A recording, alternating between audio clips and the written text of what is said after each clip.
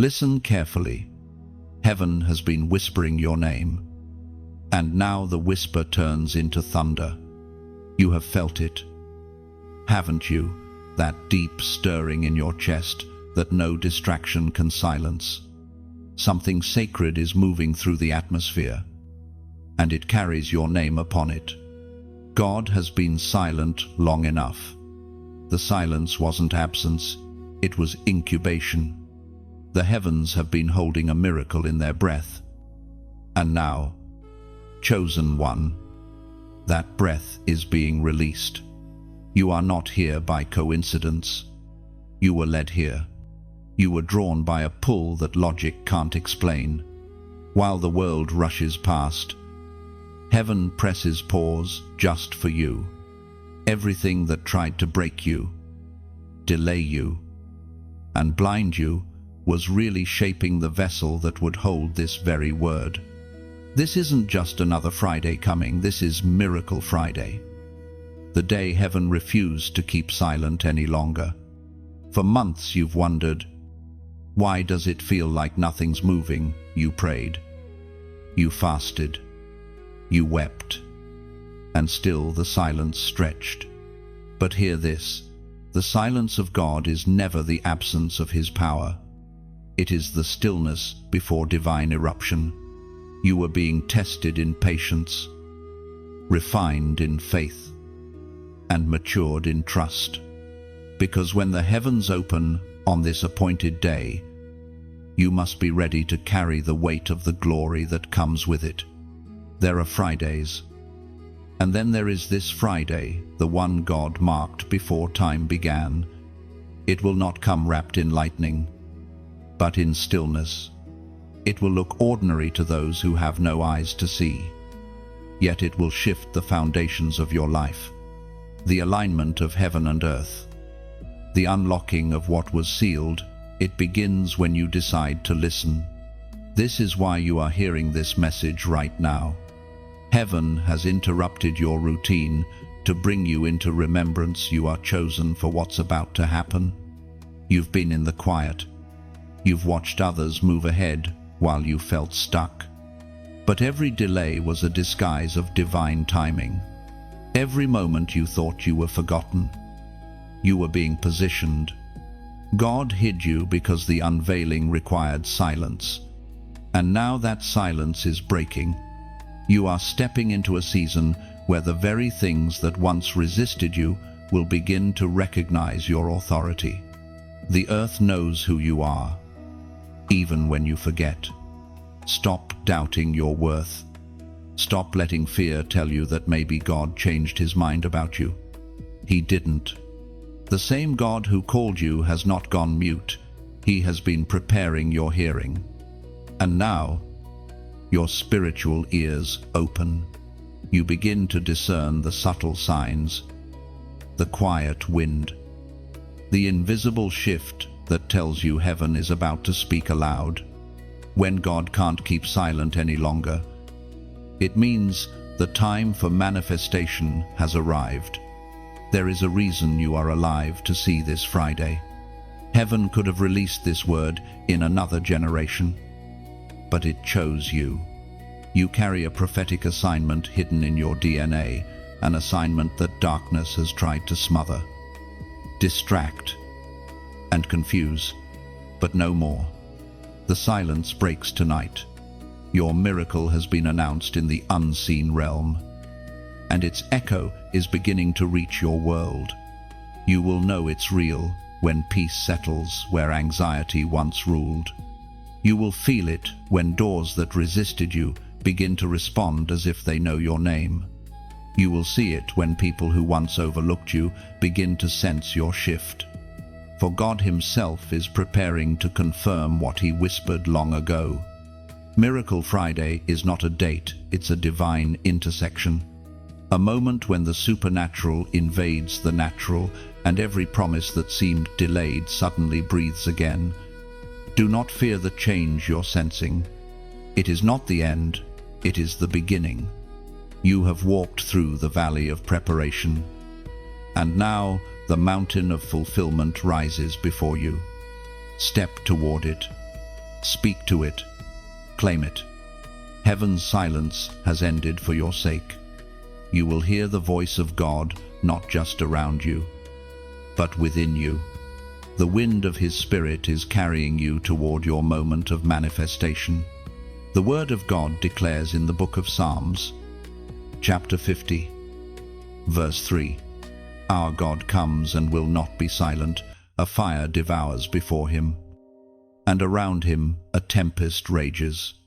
This is the hour when God breaks His silence and your waiting turns to wonder. If this word resonates in your spirit, like, share, and subscribe so this message reaches other chosen ones awakening at the same hour. And as a prophetic act, comment the number 777 below, symbolizing divine completion and heavenly alignment, declaring, "I am ready for my Miracle Friday." You have heard the call, and heaven has witnessed your response. The silence is broken, the veil lifted, and the movement has begun. Miracle Friday approaches. Prepare your heart, for divine fire draws near. You've carried the weight of waiting longer than most could bear. Every sunrise felt the same. Every prayer seemed to echo into emptiness. And yet, something inside you refused to die. The waiting has shaped you in ways that only heaven understands. It has stripped you of illusions, peeled away false strength, and forced you to find stability not in outcomes, but in presence. You have lived through divine silence, not realizing that every moment of it was God building capacity inside you for the miracle that now approaches. Waiting is never wasted in the kingdom. It is the sacred classroom where the soul learns trust. You thought the delay meant denial, but the truth is that heaven was never late. It was aligning. The things you prayed for had to mature in the unseen realm before they could appear in yours. Some promises were not delayed because you were unworthy, but because what was meant to meet you was not yet ready to stand beside you. God was not withholding. He was protecting the promise from premature exposure. There were nights when you felt forgotten. You saw others rise while you remained still. You heard testimonies that stirred both hope and pain inside you. You wanted to believe your moment would come, yet part of you started to harden. But look closer, even in the silence. Grace was at work. Every disappointment became a tool, sharpening your discernment. Every unanswered prayer became a training ground for patience, and every tear you shed was counted, stored, and remembered in the courts of heaven.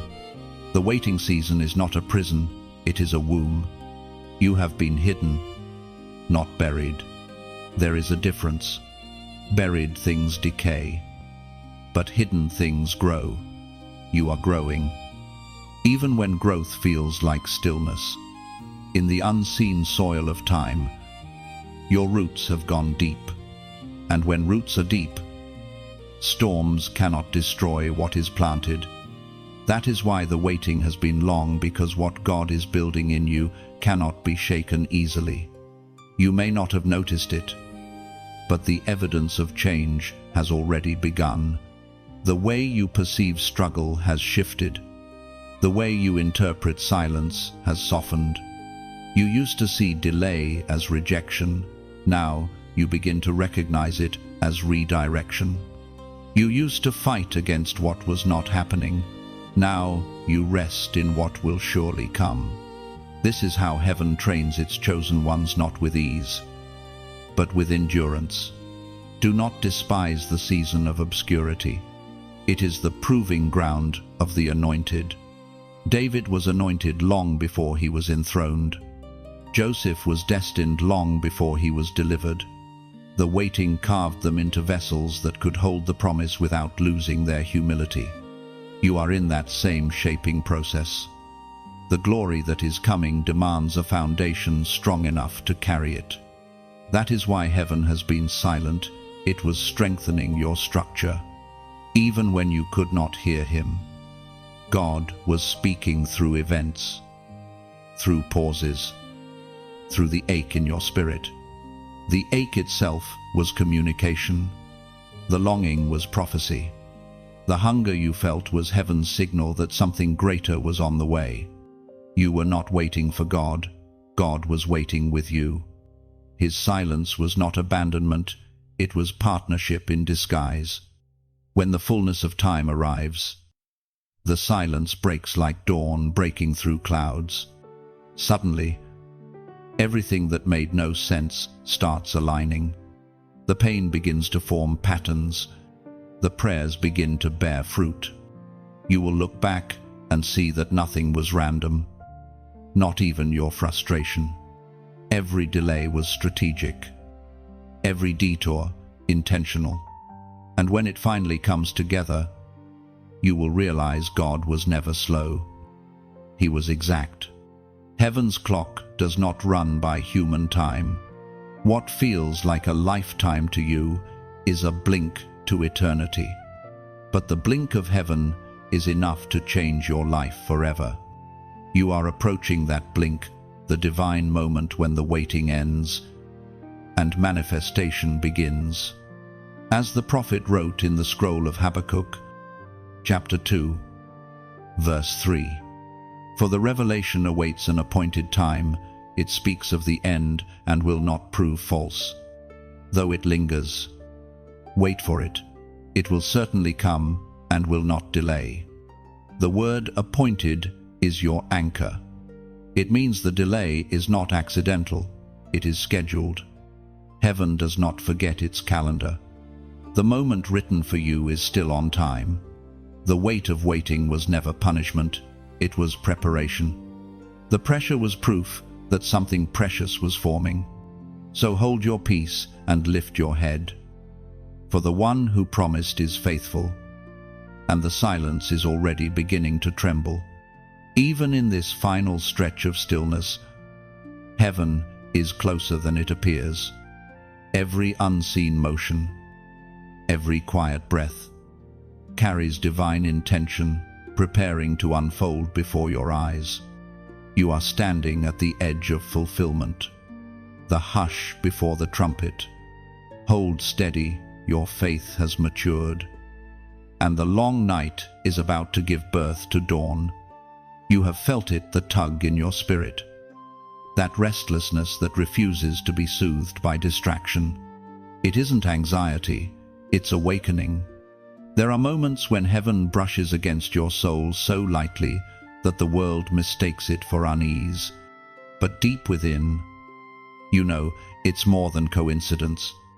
It's the sound of destiny knocking. You've ignored it before, silenced it with logic, buried it beneath routine, but this time, it's louder. This time, the whisper feels like thunder. Every chosen one reaches a point when heaven's signals can no longer be dismissed. The signs around you, the repeated numbers, the sudden chills, the dreams that feel more real than waking life. None of these are accidents. The Spirit is speaking, pulling you toward the appointed encounter called Miracle Friday. The silence you've endured is not empty. It has been charged with divine messages waiting for your attention. Sometimes, the greatest miracles begin as discomfort. The ache you feel is the sound of spiritual realignment. Heaven has been moving furniture in your soul, preparing space for what is coming. The reason you feel out of place lately is because your old environment can no longer contain your new calling. The ground beneath you is shifting because God is positioning you for manifestation. Do you remember those nights when you woke suddenly, heart pounding, as though someone had called your name in the dark? That wasn't your imagination. That was heaven testing your sensitivity, seeing if you could still recognize its voice after seasons of silence. You didn't stumble upon this moment, you were summoned to it. This message finds you because God's patience has reached its holy conclusion. He can't stay quiet about what's coming next. The sign you ignored, the strange timing, the unexpected delay, the person who appeared just when you were ready to give up, all of it carried prophetic weight. Heaven has been sending you small confirmations. And now the pattern is undeniable. You've walked through confusion, but confusion always precedes revelation. You've battled weariness, but weariness is the final resistance before breakthrough. The hand of God is already moving behind the curtain, and the evidence is about to be revealed. You must not explain away the spiritual signals. The physical world is only an echo of the invisible one. Every interruption you faced recently was a divine detour meant to align your path. You didn't lose time, you were being rerouted. You didn't lose opportunities, you were being preserved for a better one. The silence of heaven has broken its rhythm, and if you listen closely, you'll notice the tempo of your life changing. Heaven often speaks in patterns, repeated phrases, symbols, or encounters that defy probability. These are not coincidences, they are coordinates. Each sign you receive is a divine breadcrumb leading you toward purpose. The miracle is not just arriving, it's guiding you step by step, asking you to recognize the rhythm of revelation. The reason many miss their appointed moment is that they mistake divine signals for random noise. But you, chosen one, are beginning to discern the difference. What others call strange, you call sacred. What they dismiss, you decode. Your awareness has become your altar. Keep it pure, for sensitivity is the language of the Spirit. The Apostle reminds us in his letter to the Corinthians, chapter 2, verse 9, "No eye has seen, no ear has heard, and no mind has conceived what God has prepared for those who love him." This is your confirmation that what heaven is preparing cannot be predicted by human senses. It must be discerned through revelation. The miracle ahead is not logical, it is supernatural. Now, pause for a moment. Breathe. Feel the shift within you. Heaven is amplifying the signal, ensuring you don't miss your call this time. Every fiber of creation is waiting for your yes. You are being aligned with an appointed manifestation, one that will rewrite your story. If this word stirs your spirit, comment, "I see the sign." Say it as a declaration that you refuse to live blind to divine movement. It means you recognize heaven's fingerprints in the ordinary. It's your public agreement that you won't ignore what God is revealing anymore, that you will walk awake, alert, and aware. The signs have spoken. The silence has cracked. Heaven's message has found you, and the next time your name is whispered, it won't be a warning, but an announcement of breakthrough. When you write, "I see the sign," you are declaring that spiritual blindness is no longer your portion. You are acknowledging that heaven has spoken, and you have chosen to hear and understand. When you type, "I see the sign," you confirm that what once felt random now feels divine. Every delay, every detour, every whisper now forms a message, clear, intentional, and perfectly timed for your awakening. And when you proclaim, "I see the sign," heaven bears witness. Angels record your agreement. You are no longer a wanderer in confusion, you are a watcher of prophecy, awake to God's unfolding miracle. The silence of heaven often hides the noise of war. Around you, battles have raged that your eyes could not see. Wars fought not with weapons of flesh, but with whispers of doubt and waves of discouragement. You felt them as heaviness, as unexplainable exhaustion, as moments when your mind seemed clouded and your heart uncertain. These were not coincidences, they were the tremors of a spiritual war fought over your destiny. When God grows quiet, it is not always absence. Sometimes it is strategy. Heaven's armies move in silence before the sound of victory is heard.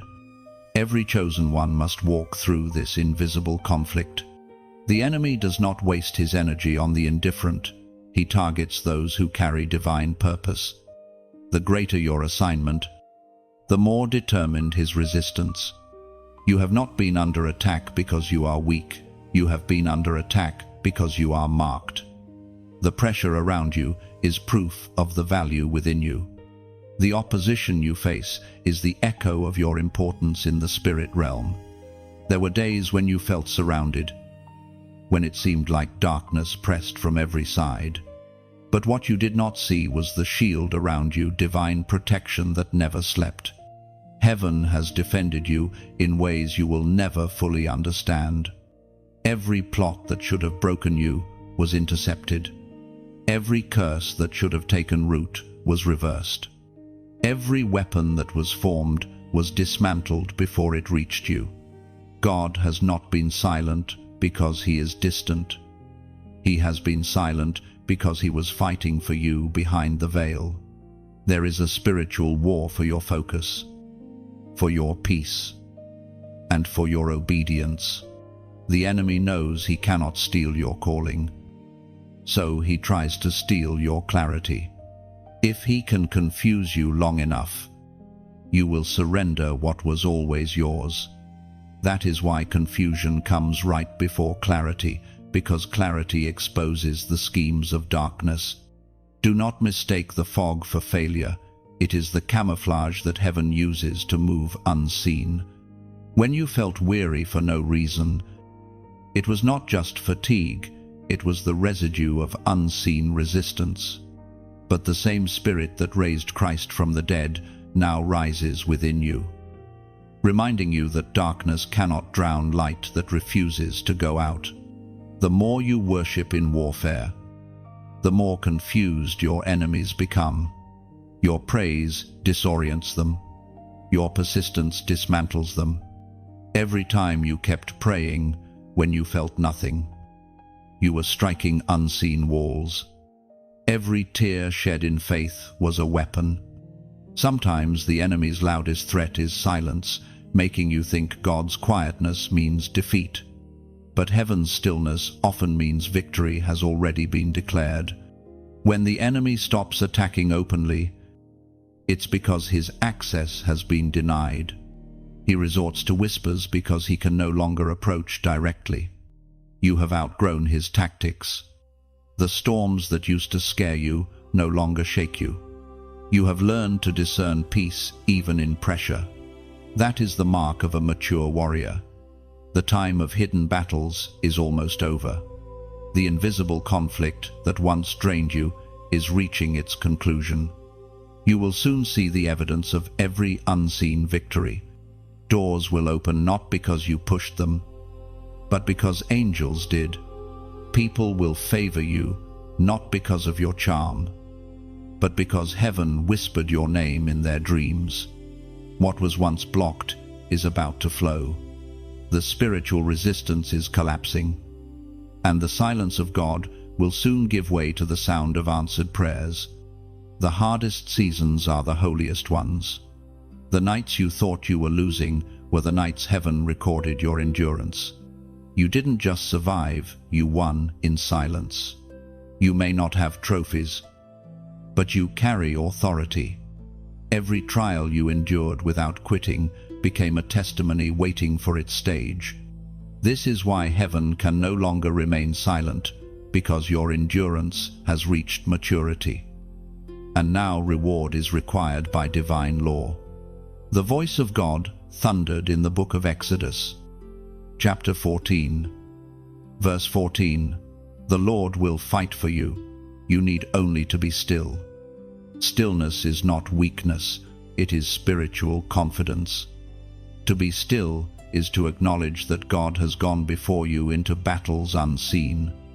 It is the quiet faith that stands while the war rages, knowing that victory is not earned by striving, but secured by surrender. You have been still in faith long enough now. The movement of heaven begins. The silence you've endured was God's battle cry whispered in secret.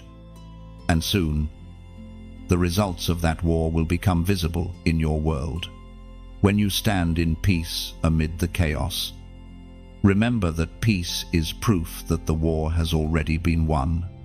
You will soon realize that every unseen battle served a purpose to train your spirit for victory. What once terrified you will now testify for you. Peace will stand where warfare once screamed. When heaven breaks protocol, everything changes. What was once still begins to move. What was once ordinary turns sacred. And what was once quiet begins to speak. There comes a moment when God interrupts the normal rhythm of your life, not to confuse you, but to awaken you. You've reached that moment now. Heaven has decided that silence will no longer serve your destiny. The divine pattern is shifting, and the familiar can no longer contain you. When God breaks protocol, it means He's rewriting the rules for your sake. Where others had to wait years, you may see in days. Where others met walls, you'll find openings. It's not favoritism, it's fulfillment. You have walked long enough under testing. Now heaven demands manifestation. This interruption is not punishment, it's promotion. The script is changing mid-scene, and you are stepping into a part you didn't even audition for, but were born to play. You will begin to notice small disturbances in your routine. Things that used to feel comfortable will no longer satisfy you. Patterns you once repeated will suddenly feel restrictive. This is divine disruption. God is moving you from maintenance to movement. When He calls you higher, He first makes staying the same uncomfortable. That unease you feel is not failure, it's a summons.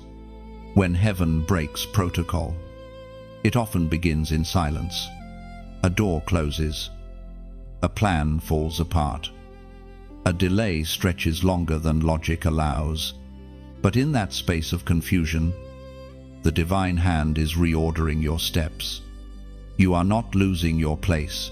You are being repositioned for the promise. Heaven cannot give new instruction to someone still anchored in the old. That's why disruption often precedes direction. There will be people who won't understand the changes happening in you. They may question why you suddenly let go of what once seemed stable. They won't see the invisible hand rearranging your path. But remember, this obedience doesn't require explanation, it requires trust. When God breaks protocol, He often asks for steps that make no sense until you're standing in the miracle. Even now, you may feel torn between what you know and what you sense. You're walking on invisible bridges built by faith. Every step feels like risk. Yet heaven whispers, "Keep walking. Do not fear this new rhythm. It's orchestrated by love. You were never meant to fit into predictable patterns. You are a living prophecy. A story heaven is still writing. And when heaven writes, it provides. You don't have to force the next page, you simply have to turn it. That's what faith really is, the courage to turn the page when you can't yet see the ending. Scripture says in the Gospel of Isaiah, chapter 43, verse 19, see, I am doing a new thing, now it springs up. Do you not perceive it? I am making a way in the wilderness and streams in the wasteland. That's what this moment is, a new thing. Springing up quietly but powerfully. You are standing in the middle of a divine rewrite. And heaven, in its mercy, is inviting you to participate. If this message has reached deep into you, Let it breathe beyond this moment. When you like these words, you are leaving a candle in the window of someone else's night. Someone scrolling in silence might see that light and pause long enough to be healed. When you share, you are lifting the curtain between heaven and earth, allowing another weary soul to see what restoration looks like. Every share becomes a ripple of hope. When you subscribe, you are not joining a channel, you're choosing to remain near the flame. You're telling heaven, keep speaking, I'm still listening. And if your heart feels stirred to donate, let it not be from pressure, but from resonance. Your giving becomes like rainwater falling on holy ground. It nourishes what you've already received, ensuring that the same message can reach another heart that's almost out of faith. You are not buying favor, you are watering seeds of light. Think of generosity as sunlight. It never asks to be thanked. It simply shines and makes life possible. When you give, even a small gift, you're allowing this flame to stay alive in a darkened world. The words you're hearing now exist because someone before you chose to give. You're simply continuing the circle of light. No one is owed your support, and no one can demand it. But if the message has touched you, if it has whispered hope into the corners of your heart, then let your act of kindness be your response to heaven's nudge. Every yes you give in love multiplies into eternity. When heaven breaks protocol, it doesn't only release miracles, it releases givers, encouragers, carriers of light. You are one of them. Every simple action, whether a click, a word, or a seed, becomes part of the divine pattern that's changing the world, one heart at a time. This is what happens when obedience meets opportunity. Transformation ripples quietly through generations. You're part of that ripple now. The silence is over. The shift has begun. And heaven smiles not because you were forced, but because you chose. The atmosphere around you is shifting. You can feel it not in noise or chaos, but in the quiet tension before release. Heaven is counting down. Every day draws you closer to the hour that was written long before you were born. This is the prophetic countdown toward what the Spirit calls Miracle Friday. You may not see fireworks, but you can sense the pulse of eternity aligning with your steps. You have entered a time when divine timing becomes visible. For years, things seemed scattered, like puzzle pieces that refused to fit. But now, alignment begins. Heaven has started connecting events that once felt random. People reappear from the past. Opportunities resurface. And ideas that once went dormant begin to breathe again. These are not coincidences, they are divine timestamps. God is letting you know that what He promised has reached its appointed hour. You will notice the acceleration. The same tasks that once drained you will suddenly flow with ease.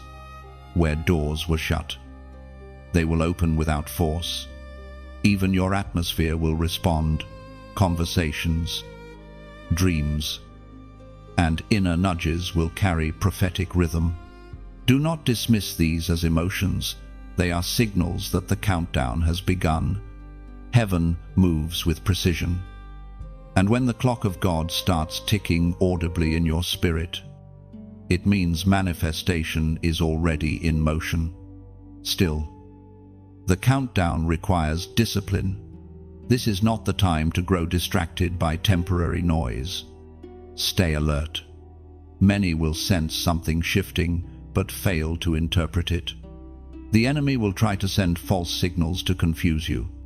Not every opportunity is divine, and not every open door leads to destiny. Ask for discernment, for during countdown seasons, imitation often walks beside revelation. What distinguishes the two is peace. True timing carries stillness, not pressure. There is a rhythm to divine timing. God rarely rushes, yet he never delays. The countdown of heaven is never a race, it is a revelation. Each tick of that unseen clock carries preparation. Your heart is being tuned to the exact frequency of your calling. That's why you feel restless, even excited, yet calm all at once. You're sensing the vibration of heaven drawing near to the earth. You've waited, prayed, and endured. Now, heaven begins to synchronize your steps. The angels assigned to your life have taken position. The instructions you'll receive in this season may seem small, but obedience in small steps triggers large movements. When heaven counts down, it doesn't announce with trumpets, it whispers through conviction. Pay attention to that quiet pull in your heart, for it carries divine timing. The countdown is not to frighten you, but to prepare you. When the number reaches 0, there will be no delay. You will see acceleration unlike anything you've known. Suddenly, the people who once doubted you will stand in awe. The visions you wrote down years ago will come alive again. Not because of luck, but because of prophecy fulfilled. This is not a random rise, it is the result of divine synchronization. Every chosen one reaches a season when heaven refuses to wait any longer. You are in that season. What you've sown in tears, you're about to reap in joy. Heaven's silence has ended, and its countdown has begun. Every tick echoes across dimensions, and creation itself holds its breath for your obedience. Heaven speaks clearly through the words in Deuteronomy, chapter 31, verse 8. The Lord himself goes before you and will be with you. He will never leave you nor forsake you. Do not be afraid, do not be discouraged. These words remind you that as the countdown unfolds, you are never walking alone. God's presence doesn't visit, it abides. Even when you can't see the numbers, he is moving you closer with every breath. So when the tension rises, remember, it's not pressure, it's prophecy unfolding. Heaven's clock has already started.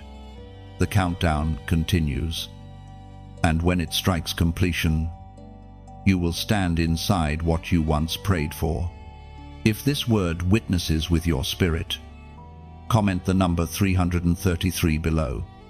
This number represents divine confirmation and heavenly communication, the triune signature of Father, Son, and Holy Spirit working in unity. When you comment it, you are declaring that you are aligned with heaven's perfect order, that your life beats in time with the voice of God, and that the countdown of grace has begun for you. When you write 333, you are declaring that heaven has heard your yes. It is not a random number, it is the code of divine order, the seal of the Trinity guiding your next step. Typing 333 is an act of agreement. It says that you trust the alignment of Father, Son, and Holy Spirit to complete what was started in you. It marks your surrender to perfect timing over anxious striving. And when you release 333, heaven records your faith. Angels take notice. It becomes a written decree in the Spirit that you are ready for divine manifestation, that your countdown to Miracle Friday has officially begun. Before light breaks through, darkness always tries one final time to reclaim what it's about to lose. This is that moment, the enemy's last distraction. It doesn't arrive wearing horns or fire. It comes dressed as comfort, compromise, or noise. It arrives through subtle exhaustion, emotional chaos, or sudden conflict meant to steal your focus just before fulfillment. You've noticed how, right when you begin to feel momentum, something small tries to derail you. That's not coincidence. It's strategy. The enemy can't stop what heaven has decreed, but he'll do anything to make you stop believing before it happens. He understands that distraction is more effective than destruction. If he can pull your attention from the promise, he doesn't have to remove the promise itself. That's why lately, your mind has felt crowded, your emotions stretched thin. You are standing at the edge of breakthrough, and resistance rises to meet you. This is not punishment, it's proof of proximity. The closer you get to manifestation, the more desperate the opposition becomes. It senses its defeat and fights to convince you to forfeit your victory voluntarily. In these moments, you must remember who you are. You are not at the mercy of chaos. You are the carrier of divine calm. When you anchor yourself in truth, distractions lose their power. The enemy will whisper, "Nothing's changing," but you must answer, "It already has." The transformation is happening not outside you, but within you. Heaven is aligning your spirit first, so your environment can follow. This is why peace must become your greatest weapon. Peace is not passive, it's powerful. It confuses darkness because it reveals you are no longer moved by its tricks. When you refuse to panic, you disarm the plans meant to exhaust you.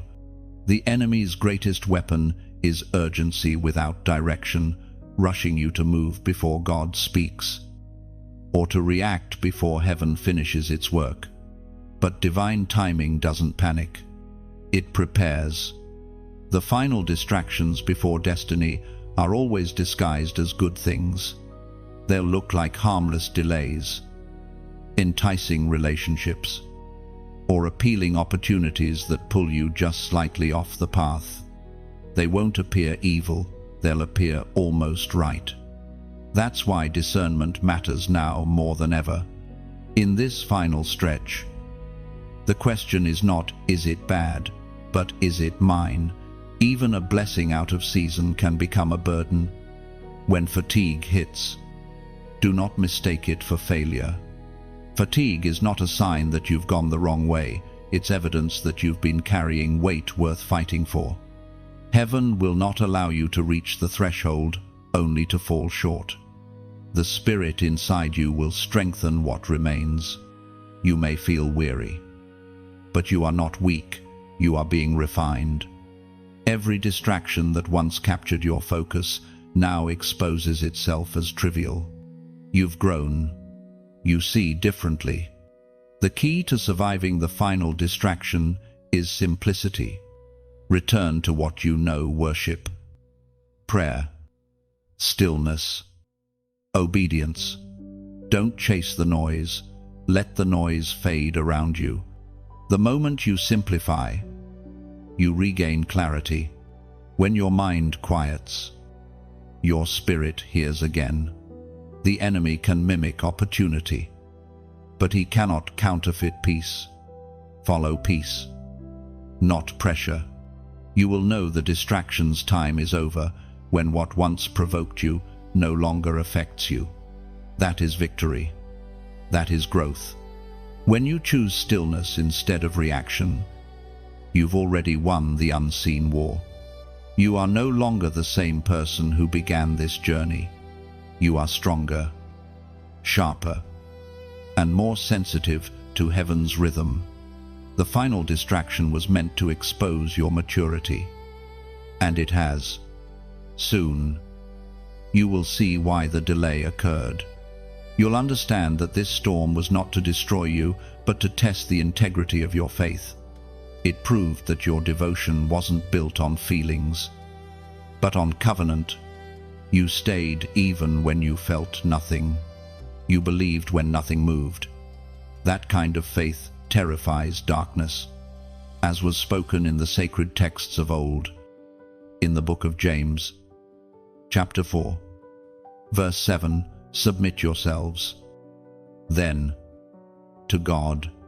Resist the devil, and he will flee from you. Resistance is not about shouting louder, it's about standing longer. The enemy flees not from noise, but from endurance. You have outlasted him, and that's why his distractions are growing weaker.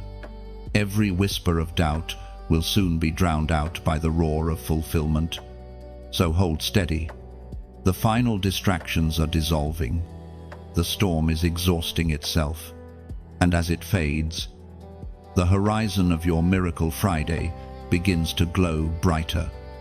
You've passed the test not through perfection, but through persistence, and heaven is ready to respond. You are standing at the end of confusion, where peace becomes your proof.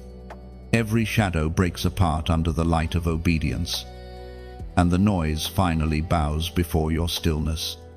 Heaven smiles upon your endurance. What once fought to distract you now testifies of your focus. The countdown continues, uninterrupted, as glory prepares to make its visible descent into your life. There is a stirring within you that words can hardly describe, a sense that something ancient and holy is awakening. It is not merely emotion or inspiration, it is recognition. You are remembering who you have always been in the eyes of God. The veil that once covered your awareness is lifting, and with it comes the mantle of awakening. This mantle is not given lightly. It is bestowed upon those who have endured the silence without surrendering faith. Those who chose to keep believing when every reason to believe had vanished. The mantle of awakening is not a physical garment, it is a spiritual weight, a divine authority that wraps around your soul. When heaven awakens a chosen one, the world begins to respond. People notice something different, though they can't explain it. Your words carry more gravity. Your presence carries unseen fire. Even when you speak softly, the atmosphere shifts. You are no longer merely surviving, you are representing heaven's heartbeat in human form. This awakening doesn't happen overnight, it grows like dawn breaking after a long night. At first, it feels unsettling. You may question your worthiness, your ability, even your sanity. But that's because awakening exposes what sleep once hid. Old patterns, hidden fears, buried pain all rise to the surface so that they can no longer rule you. Don't run from what is being revealed. Face it, heal it, and release it. The light you are meant to carry cannot coexist with the shadows you refuse to confront. Awakening is not glamorous. It feels lonely, raw, and sometimes painful. Many won't understand it because their eyes remain closed to what you now see. You will outgrow conversations, environments, and even versions of yourself. But you must not apologize for awakening. You were never meant to stay where numbness felt normal. The discomfort of growth is the proof that you are alive again. Heaven calls you not just to wake up, but to arise. There is a difference. Waking up means awareness. Arising means action. You are not awakened merely to feel, you are awakened to function. The mantle resting on you carries assignment. Your hands are being trained to heal, your words to restore, your steps to reclaim ground lost to darkness. This mantle doesn't elevate you above others, it empowers you to serve them with divine precision. As you awaken, you will sense a stronger connection between your thoughts and the Spirit's whispers. Intuition sharpens into instruction. Coincidences turn into confirmations. The distance between prayer and answer shortens. Heaven begins to speak through the ordinary, the way a song hits your heart, the timing of a phone call, the sudden memory that feels like guidance. These are all expressions of the mantle operating in your life. Do not fear the responsibility that comes with awakening. The world may feel heavier because your spirit is now aware of things unseen. You might feel burdened by other people's pain or overwhelmed by injustice you once ignored. This is compassion being reawakened. The mantle doesn't numb you, it deepens you. You begin to sense what grieves God and what delights Him. This awareness is not meant to crush you, but to align your heart with His. The more you awaken, the more authority you carry. Authority does not shout, it simply is. It walks into darkness and light obeys. It speaks to storms and they still. It carries peace that doesn't require words. When you walk in this level of awareness, creation itself begins to recognize you. The same spirit that hovered over the waters in Genesis now moves through your life, hovering over the chaos of others, waiting for you to speak light. According to what is revealed in the book of Ephesians, chapter 5, verse 14, wake up, sleeper, rise from the dead, and Christ will shine on you. These words are not poetic, they are prophetic. They describe exactly what is happening to you now. Heaven is calling you out of spiritual sleep. Every dormant gift, every silenced vision, every buried dream is being resurrected by divine breath. The light of Christ is not merely shining around you, it is shining through you. You are awakening into responsibility, into power, and into purpose. The mantle you carry will cost you comfort, but it will reward you with clarity. No longer will you live as though asleep in daylight.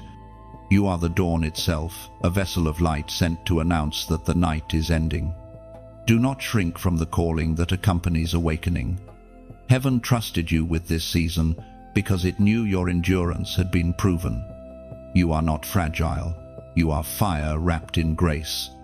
The mantle of awakening rests firmly on your shoulders. And as you walk, even the ground beneath you becomes aware that light has returned. Every step you take now releases a quiet sound that creation recognizes awakening. The air shifts, shadows retreat, and purpose rises. You no longer wait for light, you have become it. There are moments in history when God lifts the veil completely and reveals mysteries that were hidden since the beginning. You are standing in such a moment now. Heaven has opened its archives, and what was once sealed is being revealed to you, not through intellect, but through revelation. This is the unveiling of the hidden scroll. The same divine intelligence that spoke the universe into being is whispering to your spirit, unlocking understanding that human reason could never reach. For so long, you have lived with partial sight, seeing glimpses, sensing fragments, but never the full picture. That was by design. Revelation withheld is not rejection, it is mercy. Heaven never gives truth to the unready, but your endurance through silence, confusion, and testing has qualified you for deeper vision. You are now being entrusted with mysteries others only speculate about. You are stepping into divine comprehension where riddles resolve and clarity replaces guessing. The hidden scroll is not a literal parchment, it is a symbol of divine insight, sealed until an appointed time. In Scripture, scrolls hold decrees, destinies, and divine records. To have one unsealed before you means that heaven is giving permission to understand what once only prophets could sense. This is not about knowledge for pride, it's about revelation for purpose. God reveals mysteries to those He can trust with movement. As revelation opens, it may unsettle you at first. You'll see connections between past pain and present purpose. You'll recognize divine fingerprints in situations you once called accidents. The revelation of the scroll doesn't give you new information, it gives you divine interpretation. You begin to see not with eyes, but with insight. That is why confusion must always come before revelation. It empties you of assumption. So, truth can enter without resistance.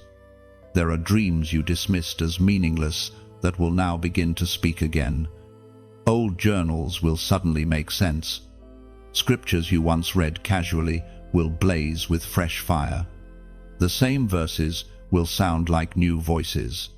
You will realize that heaven never stopped speaking, you simply weren't positioned to hear. Now, you are. The scroll opens before those who have chosen purity over popularity, hunger over hurry, obedience over outcome. The revelation will not just inform you, it will transform you. You will find yourself speaking wisdom beyond your years, sensing direction before confirmation, and understanding things your mind never studied. This is the anointing of insight. It's not for display, it's for guidance.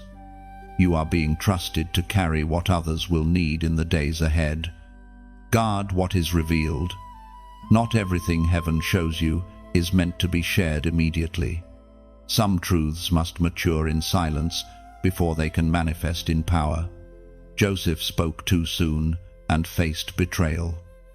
But when the right time came, his revelation became rescue. Timing is sacred to revelation. Let patience perfect your perception. We find in the book of Daniel, chapter 2, verse 22, he reveals deep and hidden things. He knows what lies in darkness, and light dwells with him. This verse describes the moment you are living in. Light is dwelling with you now, not a distant light, but one that exposes mysteries within reach. What was hidden in darkness is becoming visible by divine permission. The veil is lifting from your understanding, and the scroll of your purpose is being read aloud in heaven. As you receive revelation, write it down, record the details, even if they seem strange or incomplete. Revelation often arrives in fragments, but together they form the blueprint of destiny. The Spirit will interpret them when the time is right. Don't rush the process. What heaven starts to reveal slowly, it intends to finish gloriously. If your heart recognizes this moment of unveiling, comment, "It's revealed." Write it as a testimony that your spiritual eyes are open. It is your declaration that you will no longer live in confusion, that what was once sealed is now unsealed for your understanding. To write it is to agree with heaven that revelation belongs to you now. The hidden scroll is no longer hidden. The secrets once reserved for prophets are now entrusted to the faithful. And you, chosen one, have proven ready to read what the Spirit is revealing. When you type, "It's revealed," you are not just commenting, you are confirming. You are declaring that the fog has lifted and that understanding has taken its rightful place in your spirit. Writing "It's revealed" means you have chosen light over confusion. It is a statement that says, "I will no longer doubt what heaven shows me." You are aligning your heart with divine interpretation, not human opinion. And when you proclaim, "It's revealed," heaven acknowledges your readiness. It marks the moment you graduate from guessing to knowing, from hoping to seeing. Angels record your agreement, and wisdom begins to flow freely. You are no longer in the dark. Revelation has found its home in you. Across the earth, something sacred is happening, a quiet gathering of light. Souls are waking, not with noise or spectacle, but with reverent awareness that they were born for more than survival. You are part of that gathering. It isn't organized by men, it's orchestrated by heaven. The Spirit is drawing together those who carry the same frequency of faith, the same fire of endurance, the same hunger for holiness. Each one is a torch, and together you become a constellation of purpose, lighting the night for those who are still searching. The gathering of light is not about perfection, it's about reflection. Each flame carries the image of the one who kindled it. Some lights flicker, others blaze, but all matter. Yours matters. Even if you felt small or unseen, your light fills a space in the divine design that no other can replace. The world doesn't need another imitation. It needs the authenticity of your fire. Imagine a candle in a vast cathedral. Alone, it casts a fragile glow. But when joined by thousands of others, the entire sanctuary blazes. That's what heaven is doing now, uniting scattered candles into one great flame. And when the darkness looks at that collective light, it trembles, for it recognizes the return of glory. You may not realize it, but you are standing among an unseen army of luminous souls. This light doesn't only illuminate, it heals. Wherever it travels, bitterness softens, confusion clears, and hearts remember their worth. Your presence carries that influence. Some will never hear a sermon, but they will feel your spirit and know that God is near. That is ministry without words, evangelism without pressure, love without demand. As the light gathers, it begins to draw resources, opportunities, and people who resonate with its purpose. Light attracts light. You'll notice that genuine souls will find you effortlessly. You won't have to strive to be understood. Those meant to walk with you will simply recognize your glow. You won't need to chase acceptance, because resonance is the language of heaven's family. You may wonder, what can I offer to such a great movement?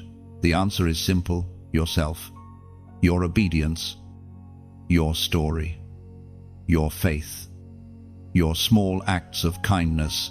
They all become oil for the flame. Heaven never asks for what you do not have. It multiplies what you are willing to give. Every time you share, encourage, or support, you are adding light to the collective fire. The gathering of light is built on generosity, not obligation. Giving is not a transaction, it's transformation. When you pour into what nourishes your spirit, you are sowing into your own harvest. Just as a candle loses nothing by lighting another, your contribution only increases your brightness. We are reminded through the writings of David in the Psalms. Chapter 36, verse 9. For with you is the fountain of life. In your light we see light. If this message has stirred something deep within you, if you have felt seen, strengthened, or reignited, then you already know what to do. Help the flame reach farther. When you like these words, you are striking a small spark that leaps from your screen into another heart. One click becomes a candle lit in the dark. When you share, you are lifting your torch higher so that lost travelers can see their way home. When you subscribe, you are choosing to remain part of this living constellation, a circle of flame that never fades. And when you donate, even a small amount, you are pouring oil into the lamps of others. You're not paying for words, you're fueling a wildfire of hope that keeps spreading long after the screen goes dark. No act of generosity is ever wasted. The light you sustain in another becomes a reflection of your own. You will never know how far your single spark travels, how many dark rooms it enters, how many hearts it revives. The world changes quietly through those who choose to shine. Let this be your gentle call to action, not out of pressure, but out of love. Keep the flame alive. Let it move from screen to spirit, from heart to heart, until every dark corner remembers what light feels like. Your light matters. Your voice matters. And as you stand among the countless others, glowing in unison, heaven whispers, "This is the dawn we have been waiting for." The light you carry was never meant to fade when the message ends. It's a living flame, entrusted to your spirit, meant to wander through words, through actions, through kindness unspoken yet felt. Every time you return, listen and share, you breathe air into this sacred fire. The light recognizes its own. Your presence keeps the constellation alive. Your consistency keeps heaven's rhythm pulsing on earth. So let your flame travel. Let it touch the forgotten and the fearful. Let it ignite new courage in quiet hearts. You are part of the eternal glow, the divine wildfire that will never die out. When God finally speaks, everything that once felt heavy suddenly becomes clear. The voice that breaks the silence is not like any sound you've ever heard. It does not enter through your ears, but through your spirit. It fills the spaces where words once failed. It does not shout, yet it echoes louder than thunder. When God speaks, confusion unravels, and your heart remembers its rhythm. You realize the waiting was never empty. It was sacred preparation for the sound that is now resonating within you. You may not hear an audible voice, but you will recognize it. It comes through peace that makes no sense, through assurance that replaces fear, through sudden knowing that wasn't taught but revealed. God speaks in language only your soul understands. To some, it sounds like stillness. To others, it feels like warmth spreading through the chest. Whatever form it takes, when heaven finally breaks its silence, everything begins to respond, the seen and the unseen, the small and the mighty. This voice does not just inform, it transforms.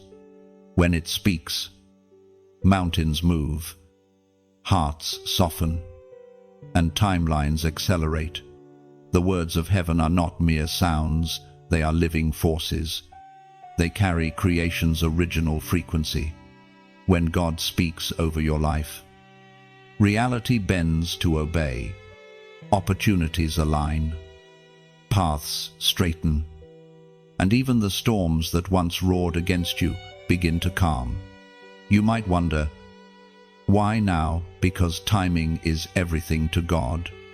Silence ends when readiness begins. The delay wasn't cruelty, it was alignment. Had He spoken earlier, the seed of your faith might have been too fragile to carry the weight of revelation. But now, your roots are deep. You have learned endurance, humility, and discernment. You are ready to hear without breaking. The silence was not wasted, it was strengthening the soil so that His word could finally take root and flourish. When God speaks, it is not always to comfort, sometimes it is to correct. His voice brings both peace and conviction. It might call you away from certain paths, expose misplaced attachments, or highlight areas where compromise has dulled your fire. But even correction from heaven feels like compassion, because it is never rooted in shame, it's anchored in restoration. His voice does not condemn, it redeems. Every word carries healing, even when it cuts. The voice of God will also test your discernment. In a world filled with noise, imitation often hides among inspiration.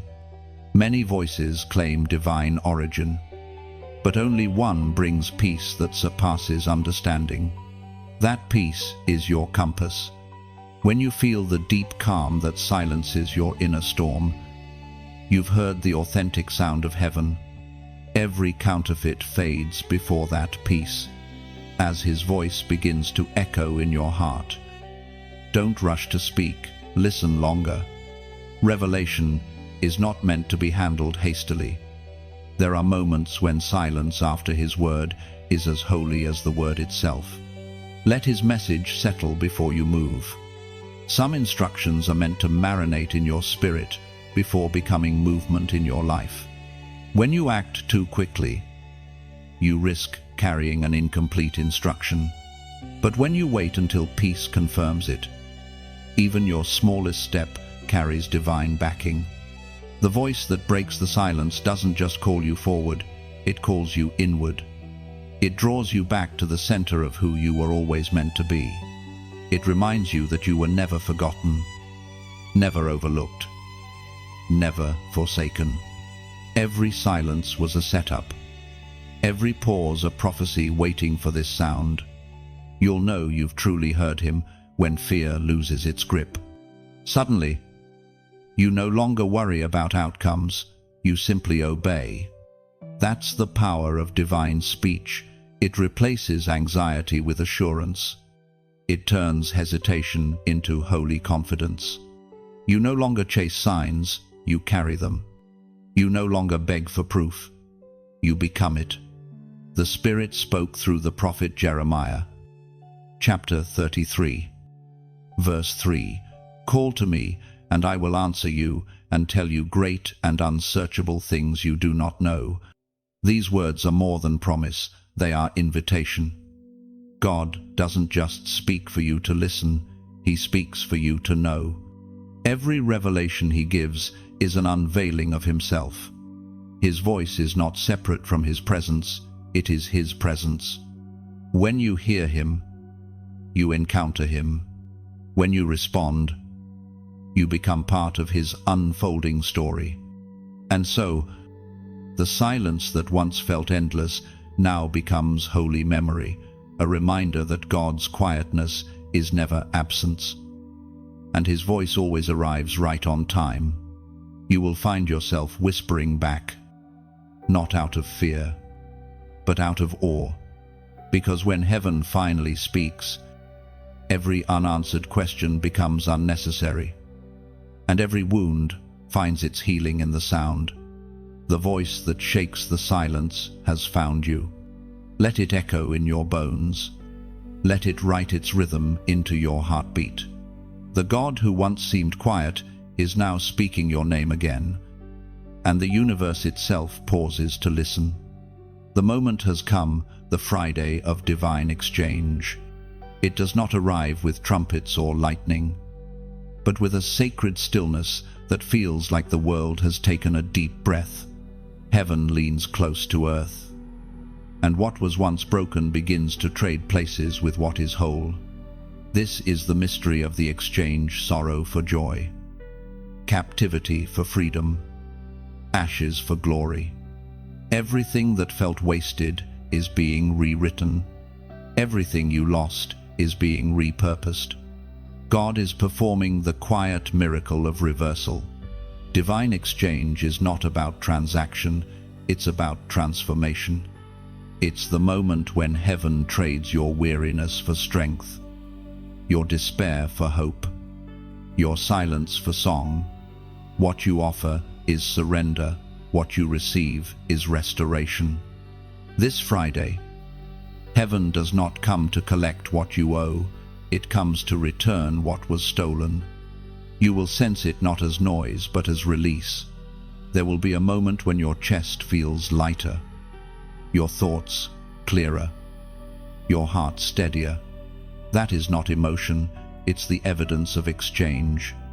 Heaven is taking what you could not carry and placing in your hands what you could not earn. The old is gone, and the new has begun.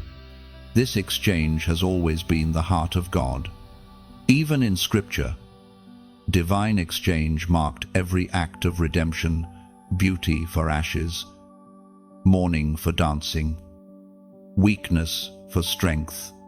What makes this Friday sacred is not the calendar, it's the alignment. Heaven's mercy and your readiness have met at the same place. Think of it as two rivers meeting. One carries all you've endured, your pain, regret, exhaustion, and hope. The other carries heaven's current peace, clarity, favor, and grace. When they merge, they no longer flow separately. The divine exchange is the merging of heaven's flow with your story. From this moment forward, your steps will no longer feel heavy, for they are being carried by grace. Some of the greatest exchanges happen in silence. You may feel a tear fall while you say nothing.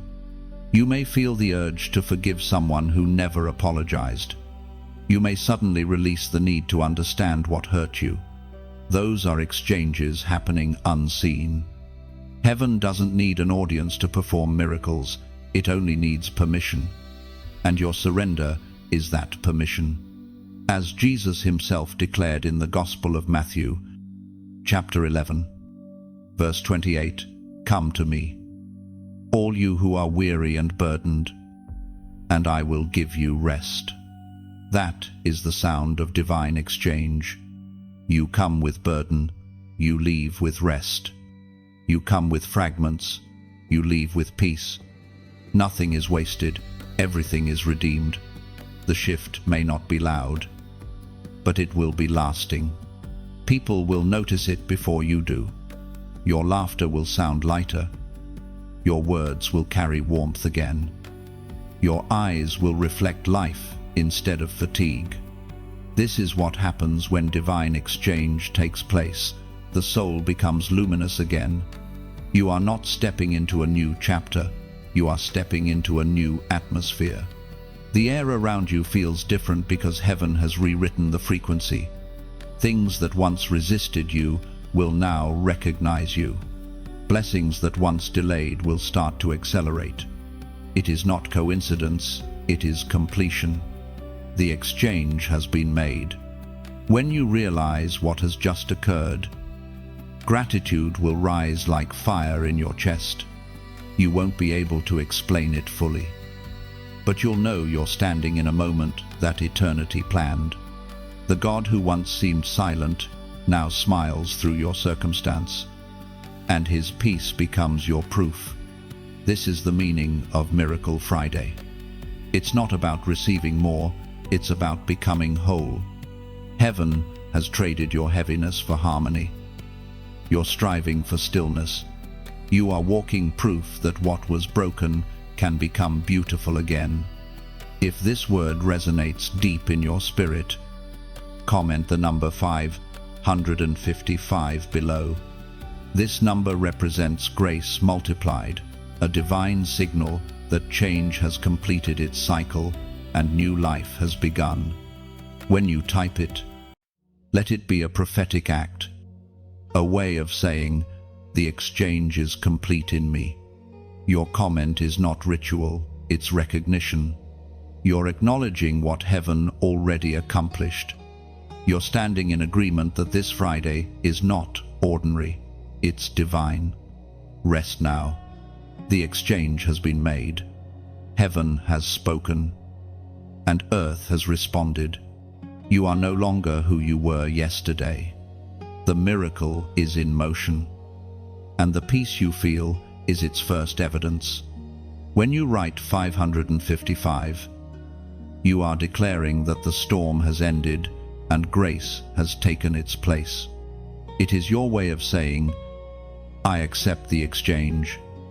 I choose rest over striving, peace over panic, and newness over the old." Typing 555 is your covenant of gratitude. It marks your agreement with heaven's timing that change has finished its work and favor has begun its flow. It is the signature of a soul finally free, standing whole under the gentle rhythm of divine grace. The miracle is no longer a distant promise, it has entered motion. It begins quietly, like a seed cracking beneath the soil. Unseen but unstoppable, the spiritual becomes tangible. What you prayed for in secret starts finding its reflection in the visible world. This is the moment when faith turns to sight. The air feels charged, and even the simplest things carry prophetic weight. You are walking inside an answered prayer, even if it hasn't fully unfolded yet. Every miracle follows a pattern: revelation, preparation, manifestation. You have lived through the first two, now you are standing in the third. Manifestation doesn't always announce itself with spectacle. Sometimes it arrives as peace after panic, laughter after tears, or stillness where there was struggle. Miracles often move at the pace of peace. They do not rush, they flow. You may not see fireworks, but you will sense alignment, people reaching out, opportunities reappearing, closed paths reopening without your effort. These are the footprints of a miracle in motion. At first, you may hesitate to believe it. After all, disappointment has taught you to be cautious with hope. You've been let down before, so you keep your joy guarded. But hear this: heaven does not play with your expectations. If God has begun it, He will finish it. Miracles don't tease, they complete. Your only task now is to keep your hands open, ready to receive without controlling, to trust without fear. There's something beautiful about how God moves. He rarely sends thunder before rain. Sometimes He just lets the first drop touch your hand to let you know the storm of blessing has begun. That's where you are now, the first drops. Don't rush to measure or question them. Rejoice in the beginning, because beginnings contain the promise of completion. As the miracle unfolds, time itself feels different. Things that used to take months now shift in moments. Conversations become keys, and encounters become confirmations. You will find yourself saying, "That was too perfect to be coincidence." It's not coincidence, it's coordination. Heaven is weaving everything together, tying up loose ends you didn't even know existed. You may still encounter resistance, it's natural. Every manifestation meets opposition because light disturbs what's hidden. But do not fear. Resistance is not reversal, it's recognition. It's the enemy acknowledging that what was once potential has become power. Every challenge now is simply an echo of a war already won. According to the book of Philippians, chapter 1, verse 6, being confident of this, that He who began a good work in you will carry it on to completion until the day of Christ Jesus. This verse is your assurance that what has started will not stop midway. You are in the unfolding, not the undoing. The miracle is not fragile, it's fortified by divine intention. Even if circumstances wobble, the outcome is secured. Miracles don't always arrive in the form you expect. Sometimes they come disguised as clarity, closure, or courage. Maybe the answer isn't the thing you prayed for, but the peace that makes you no longer need it. That too is a miracle, the kind that shifts eternity quietly. In this phase, you'll find yourself speaking differently. Words of doubt will taste foreign. Gratitude will feel natural. You'll wake up with a sense of expectancy, not anxiety. It's as if your soul already knows the outcome. That's because heaven's timeline and your spirit's timeline have synced. You're no longer striving to make it happen.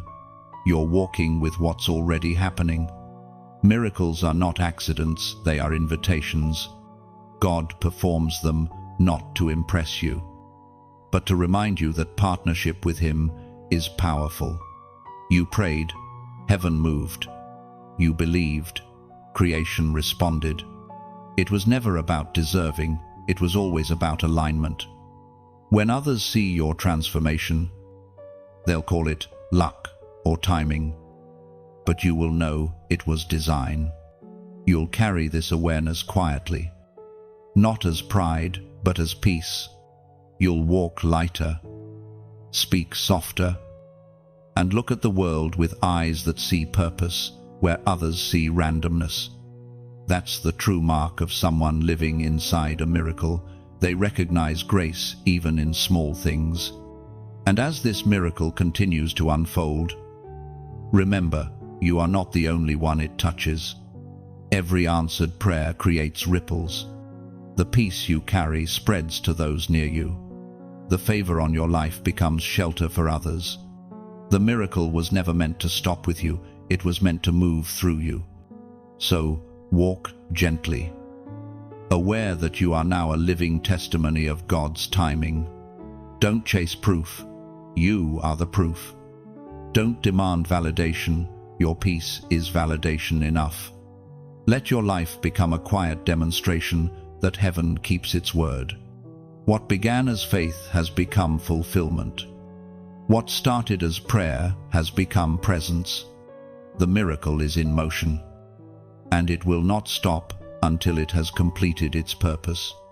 The return is always softer than the storm. It does not arrive with thunder or shouts of triumph, it walks in quietly, like dawn sliding across a field after a long night. You can almost miss it if you're still expecting the noise of battle. But if you pause, you'll feel it. The atmosphere is lighter. Your steps no longer drag. Your spirit no longer trembles. The miracle has finished its work. And now restoration begins to unfold, like light spilling over mountains. You no longer live waiting for rescue. You live resting in redemption. The same heart that once broke under the weight of waiting now beats with rhythm again. You notice how small joys, the warmth of morning light, a friend's message, the sound of your own laughter carry a holiness they never had before. Nothing has changed, yet everything feels reborn. Restoration is not about getting back what you lost, it's about realizing you've become someone new in the process.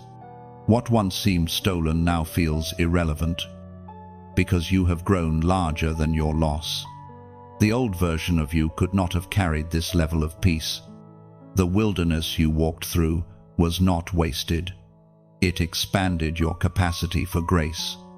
You can now love without fear, give without exhaustion, and hope without hesitation. Heaven restores slowly, because deep healing requires gentle hands. The potter never rebuilds in haste. He shapes layer upon layer until the vessel gleams again. You may still see faint cracks along the surface, but those are not flaws. They are fingerprints, evidence that you've been touched by divine craftsmanship. You were broken open only so that light could flow through the seams. Restoration also means reconciliation with yourself, with time, with purpose. There are pieces of your story you used to hide from, moments you wished could vanish. But now, even your pain feels prophetic. You begin to understand why certain doors had to close, why silence had to last so long. You see how every detour still led you home. You no longer cling to outcomes, you rest in alignment. When you surrender the need to control, peace finds a permanent home in your chest. You stop chasing and start receiving. It's the moment when your soul exhales for the first time in years. You don't need to prove anything anymore, just to live as proof that grace works. It is written in the book of Joel, chapter 2, verse 25, "And I will restore to you the years that the locust has eaten." You used to mourn those years as wasted. Now you understand they were being woven. Heaven was not taking time from you.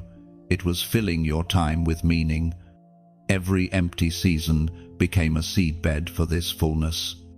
You are standing in the field of your once lost years, and fruit is finally hanging heavy on every branch. Restoration has a sound. It's not loud, it's steady. It's the whisper of confidence returning, the hum of joy beneath ordinary days, the quiet certainty that you are exactly where you're meant to be. Even the way you pray has changed. It's no longer desperate, it's grateful. You ask less. You listen more. You live as if heaven is not somewhere distant but breathing through everything around you. And perhaps the greatest sign that you are restored is this: you no longer need to understand everything. You're content with mystery. You can stand in the middle of an unfinished story and still call it good. That's not ignorance, that's trust. So you walk forward, not as a survivor, but as a carrier of peace. You don't preach it, you embody it. Your presence becomes a quiet sermon of redemption. When others look at you, they may not know what changed, but they'll feel it. The weight you once carried has turned into light. The return is complete. The double portion has arrived. Not in possessions, but in perspective. And as you breathe beneath this gentler sky, you know the truth: the God who restores does not give back what was, he gives better. Restoration always leaves a fragrance behind, the scent of something once broken, now whole again. You carry that fragrance wherever you go, and it speaks louder than explanations.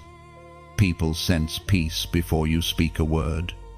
You've become a walking testimony without trying. The way you stand, breathe, and smile is a sermon. You no longer strive to be understood, you simply are. Heaven's touch has made you fluent in quiet confidence, the kind that turns chaos calm just by presence. Now, gratitude becomes your language. You see beauty even in unfinished places. Every scar feels sacred. Every delay now a reminder that waiting was never wasted. You've learned to praise between the lines, not only when the story ends. And as you continue walking forward, you realize restoration was never the final goal, it was the beginning of purpose. You are proof that brokenness can birth brilliance, that what fell apart was only clearing space for divine design. The new you doesn't chase light, you've become it. There comes a sacred shift after restoration, the moment you realize the story was never just about you. What happened within you was meant to ripple outward, to light paths for others who still wander in the dark. Heaven never heals one heart to keep the miracle contained. It plants healed hearts across the earth like seeds, and each one blooms hope wherever it is planted. That is what you are now, a living seed of light. You were never called to shine alone. The miracle that changed your life is meant to multiply through connection, compassion, and communion. Every word you speak now carries weight. Every act of kindness releases fragrance. You are part of a great network of grace, a living tapestry woven from countless threads of endurance and faith. Some threads gleam gold, others silver, some hidden deep within, but each one is essential to the picture heaven is painting through humanity. When you choose to let your light be seen, you aren't seeking attention, you're completing the circuit of purpose. The light that filled you longs to travel. It finds its full meaning when it touches another soul. Imagine it like a single candle that leans toward another wick, not losing its flame, but doubling the fire. Every gesture of generosity, every word shared in love, every small echo of your faith becomes another spark. That is the quiet mission of this movement, light, recognizing light. You were drawn here not by coincidence but by resonance. The same spirit that stirred you now stirs others through you. Even something as simple as a response, a word, a gesture becomes sacred participation in heaven's spreading fire. The apostle wrote in the Gospel of Matthew, chapter 5, verse 16, "Let your light so shine before men, that they may see your good works and glorify your Father in heaven." This is not instruction, it's invitation. Let your light shine, not as performance, but as offering. When you carry light with humility, it moves through digital spaces and city streets alike. It becomes a quiet revolution, souls recognizing each other in the language of compassion. So, if these words have touched something within you, let that light travel farther. When you like this message, it is not a click, it is a spark, a signal sent through unseen currents, reaching someone who might be one breath away from giving up. When you share, imagine yourself standing on a shoreline, tossing a lantern into the sea of souls. You never know whose night it will illuminate. When you comment, let it not be obligation but resonance, a small ripple that says, "I was here, I heard, I'm awake." Every word you leave behind becomes a trail for another traveler to follow home. When you subscribe, it is not subscription, it's sanctuary.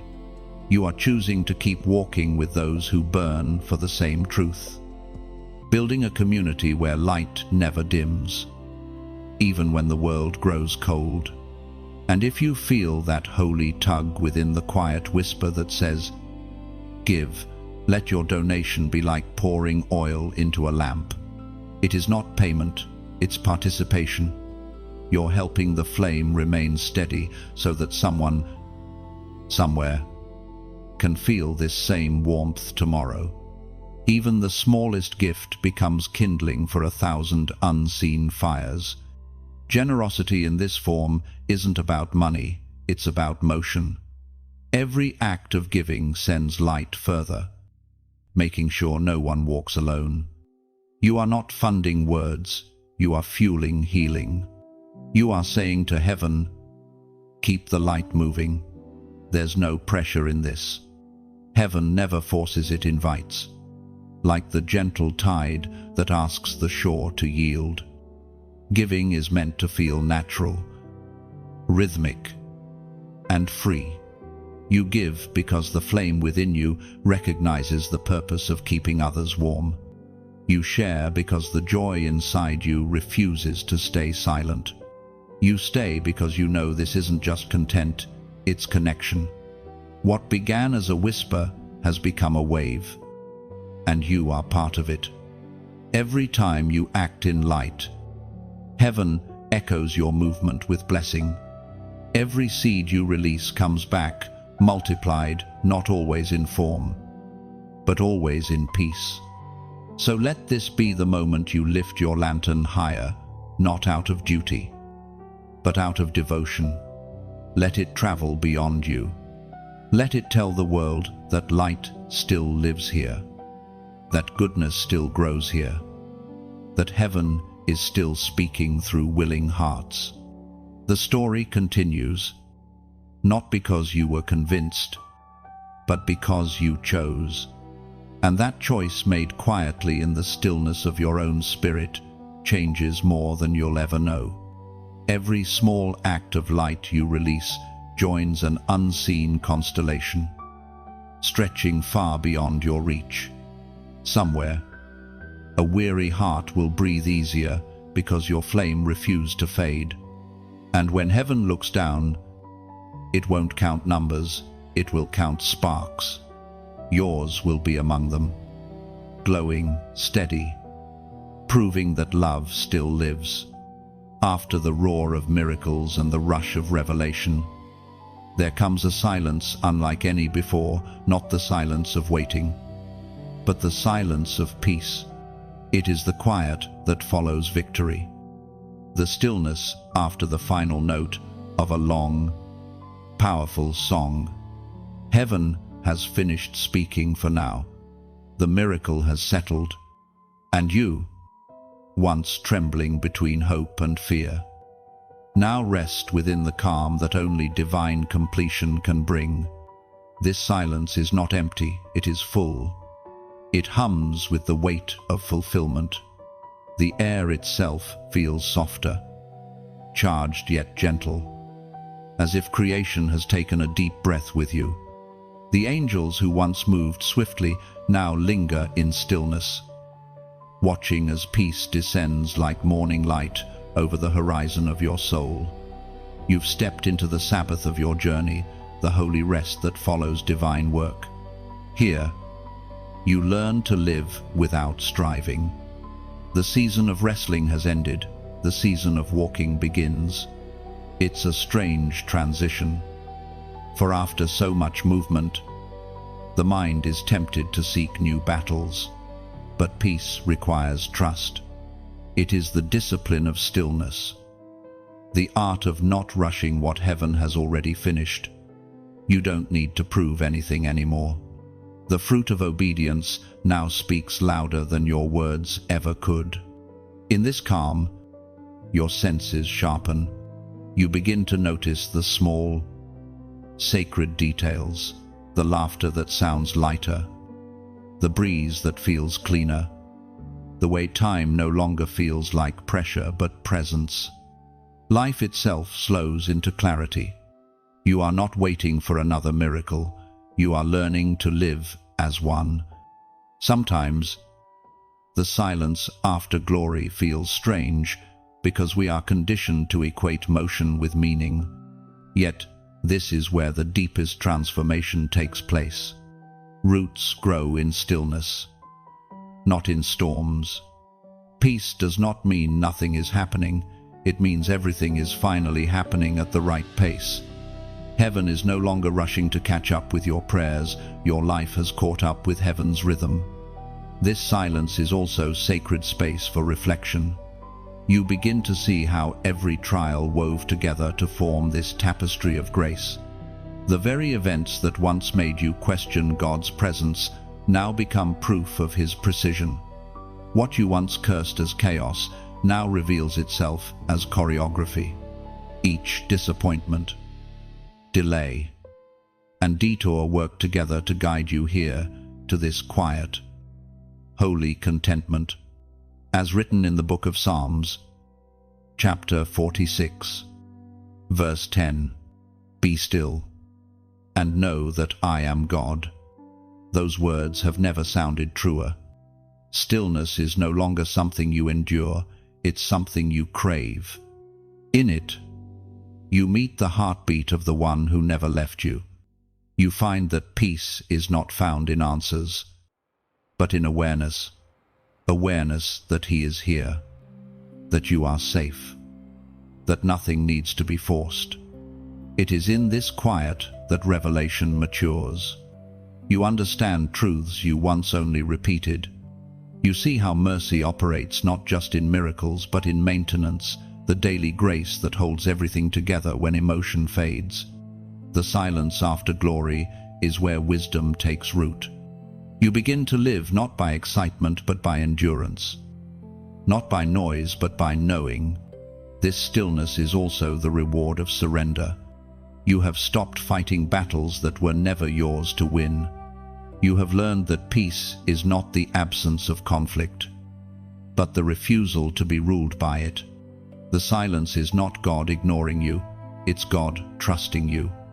When heaven is quiet, it means the lesson has been learned, and the student is ready to live. In this sacred hush, you rediscover beauty in simplicity. The small things, the cup of water, the sound of rain, the breath between words feel like worship now. Your gratitude no longer needs grand gestures, it flows naturally from awareness. You don't chase signs anymore, you've become one. The silence after glory is a kind of homecoming. You've traveled through storms, through fire, through revelation, and finally, you've arrived at peace. You are no longer searching for God outside yourself. You've realized He was within you the whole time. That's what this silence teaches. The distance was always imagined. Presence was always real. The miracle has settled into memory. Not as something you had, but as something you are. You no longer measure God's favor by what happens. You sense it in who you've become. The silence doesn't end the story. It deepens it. Rest here. Let the calm stretch out like an open field around you. There is no hurry, no fear, no lack. Only the quiet assurance that all things have worked together for your good. You are not standing in absence, you are standing in arrival. This silence is not the pause before the next storm, it is the sacred sound of everything finally being in place. Here, peace breathes through you like light through glass. You are transparent to grace, radiant with rest, and completely home in God's stillness. The journey has reached its quiet summit. Everything that once felt scattered now aligns. Everything that once hurt now makes sense. You have walked through fire and found that it did not consume you, it refined you. What began as a whisper of calling has become a melody of completion. This is not the end of your story, it is the beginning of your wholeness. You are not who you were when this began. Something in you has shifted forever. There is a lightness that follows obedience, a quiet freedom that doesn't boast, doesn't demand, doesn't need to prove itself. You carry that now. The heaviness you once mistook for strength has been replaced by gentleness. And in that gentleness lies your true power. You no longer fight the tide, you move with it. You've discovered that surrender is not defeat, it's partnership.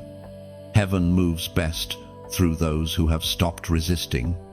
As you look back, you see it all differently. The waiting that once frustrated you now feels holy. The tears that once burned now seem like baptismal waters, cleansing and necessary. Even the silence that used to frighten you now feels sacred. Everything has been part of the same divine conversation, God speaking in languages beyond words, shaping you in ways you couldn't have asked for but always needed. You have become fluent in trust, not the shallow trust that exists only when things go right, but the kind that breathes peace even when answers delay. You've learned to rest without proof, to believe without guarantees, and to love without conditions. This is the graduate level of faith, not certainty, but serenity. As written in the book of Romans, chapter 8, verse 28, "And we know that in all things God works for the good of those who love Him, who have been called according to His purpose." That truth now lives in your bones. You no longer quote it, you embody it. You have seen too much to doubt again. The tapestry has been revealed, every dark thread now shining with purpose. What once felt like chaos has become choreography, and the pattern is nothing short of divine. There is a strange beauty in endings. They do not close things as much as they crown them. You stand now, not at the finish line, but at the doorway of expansion. What was once an inner transformation will soon become outer influence. The peace that fills you will spill into the spaces you touch, without trying. You will become a mirror in which others glimpse heaven. You will not need to preach it, you will live it. And your very being will become its proof. This is the quiet glory of the chosen, not fame, not applause, but radiant, steady, enduring, unmistakable. You are light that doesn't flicker when storms come. You have been tested by loss, refined by fire, and steadied by grace. You know now that power is not in noise but in stillness. Strength is not in striving, but in surrender. There will still be days of uncertainty, but they won't shake you anymore. You'll meet them with calm eyes and a steady heart, remembering that the same God who carried you through night will carry you through morning. You are anchored now, not in outcomes, but in presence. As you move forward, your life itself becomes a continuation of this message. You are no longer the listener, you are the echo. Every word that once awakened you will now awaken others. Every miracle that met you will multiply through your obedience. You have crossed from receiving revelation to becoming it.